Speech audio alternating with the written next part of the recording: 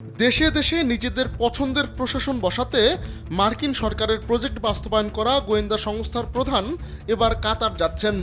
মধ্যপ্রাচ্যে যখন নতুন করে অস্থিরতা শুরু হয়েছে, ঠিক সে সময় কাতার যাচ্ছেন সিআইএ প্রধান বিল বার্নস। দোহায় পৌঁছে বুধবার তিনি কাতারের প্রধানমন্ত্রী শেখ মোহাম্মদ বিন আব্দুল রহমান আল থানির সঙ্গে বৈঠক করবেন।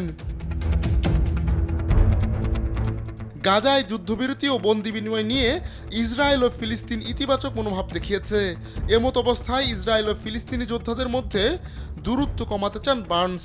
রয়টার্সের বরাতে টাইমস অফ ইসরায়েল জানিয়েছে, কাতারি প্রধানমন্ত্রীর সঙ্গে যুদ্ধবিরতি ও জিম্মিদের মুক্তি নিয়ে আলোচনা করবেন মার্কিন গোয়েন্দা সংস্থাটির প্রধান। এলো ভিশন মুশকিল আসান অফার। যে কোনো ব্র্যান্ডের পুরনো ফ্রিজ নিয়ে চলে আসুন ভিশন শোরুমে আর নিয়ে যান নতুন ভিশন ফ্রিজ 20% পর্যন্ত ছাড়। তবে সিআইএ বৈঠকের বিষয়বস্তু নিয়ে কোনো মন্তব্য করতে রাজি হয়নি। এর আগে সোমবার দোহায় এসে হাজির হয় ইসরায়েলি একটি প্রতিনিধি দল। দোহা ছাড়াও কায়রোতেও যুগপৎভাবে মধ্যস্থতার আলোচনা হয়েছে। সূত্রগুলো জানিয়েছে, সামনের দিনগুলোতে যুদ্ধবিরতি ও বন্দি বিনিময় নিয়ে ইসরায়েল ও ফিলিস্তিনিদের মধ্যে চুক্তি সই হতে পারে।